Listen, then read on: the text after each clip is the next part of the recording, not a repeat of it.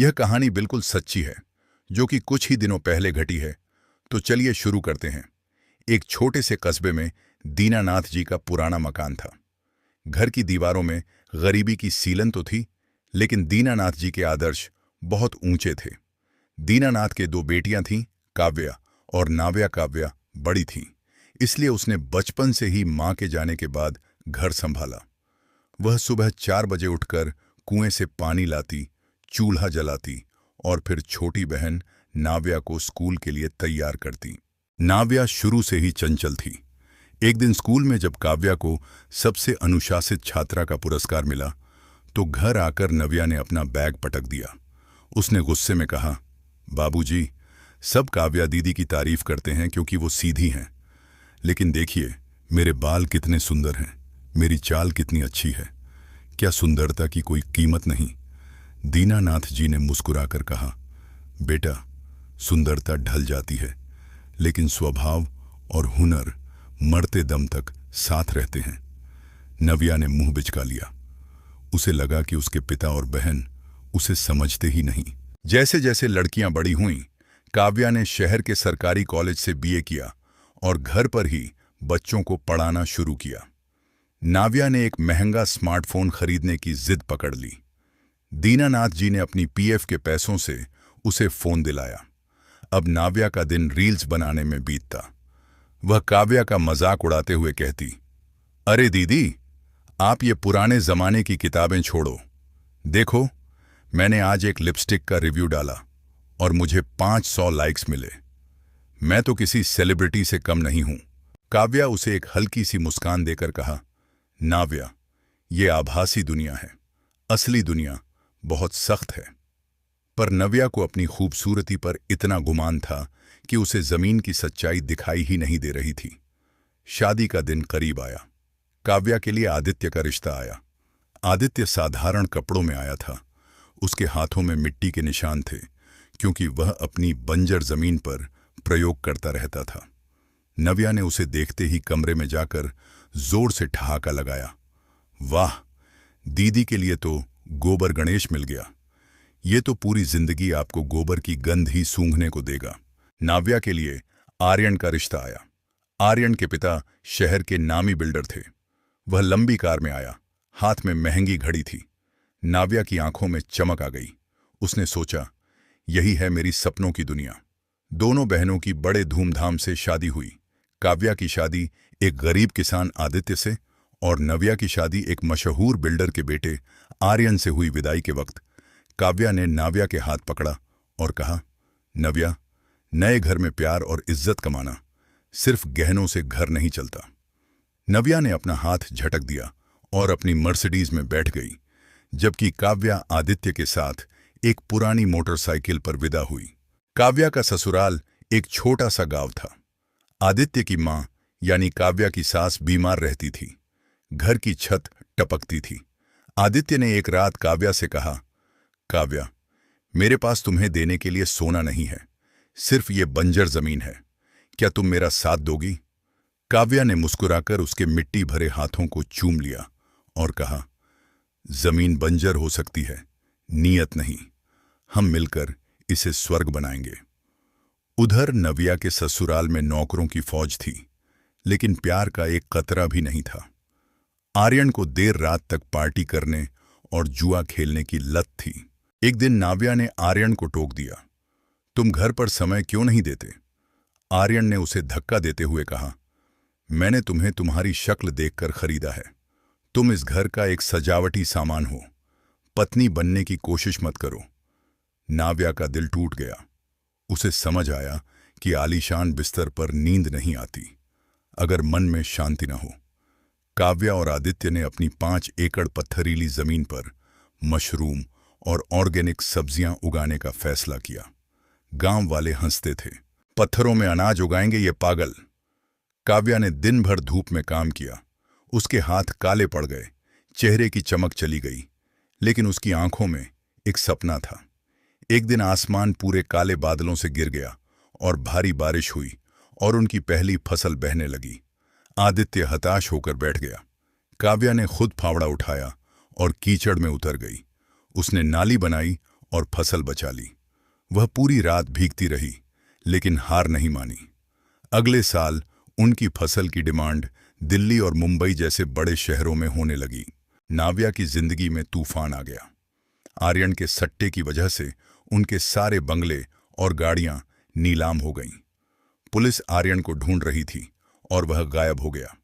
नाव्या की सास ने उसे बीच सड़क पर खड़ा कर दिया और कहा, तू हमारे घर में आई और हमारी किस्मत फूट गई।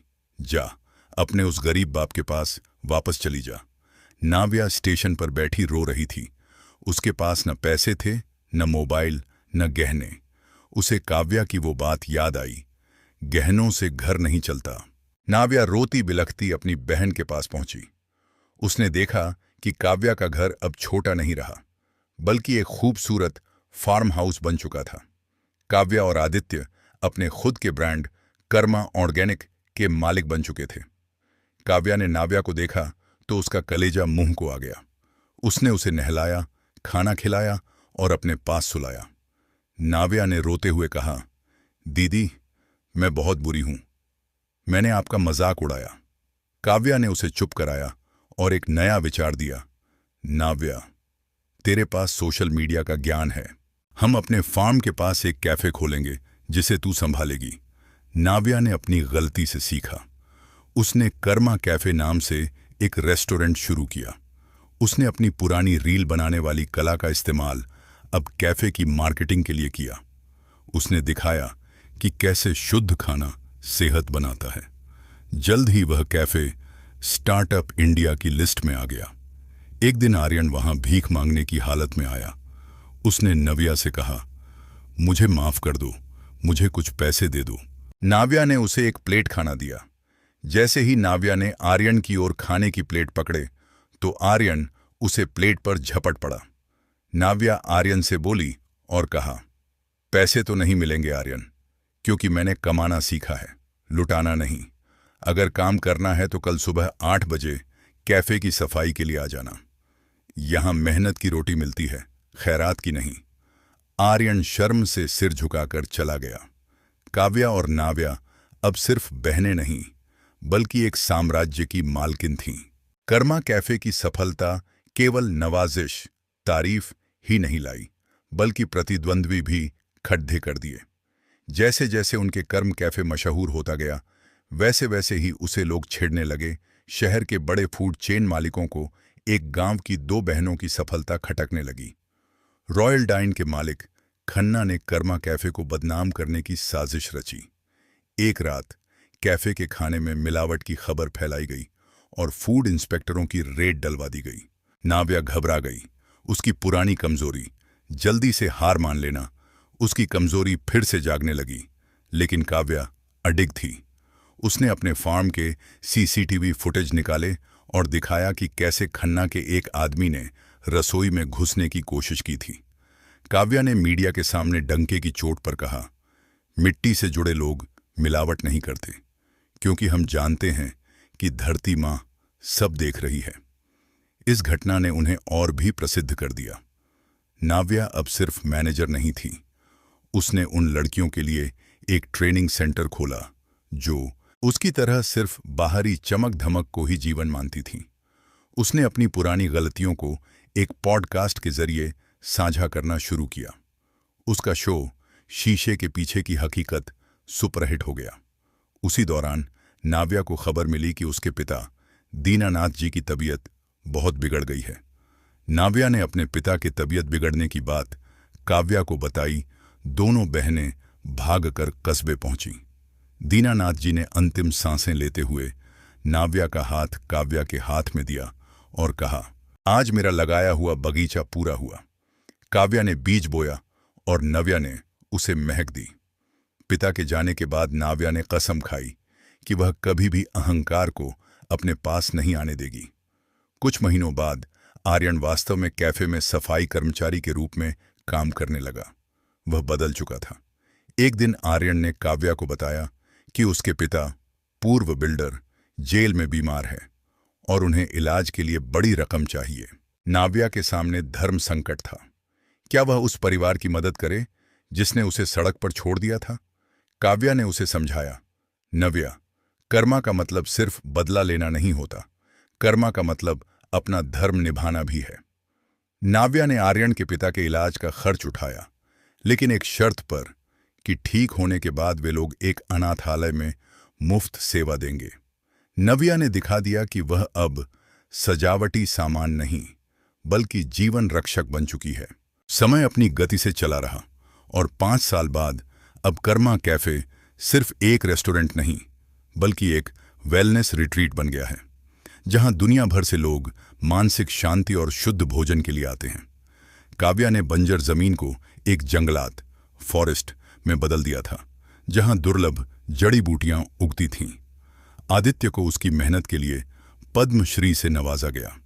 जब वह मंच पर पुरस्कार लेने गया तो उसने माइक पर सिर्फ एक बात कही, यह सम्मान मेरा नहीं, उस नारी का है जिसने पत्थरों में जान फूंक दी।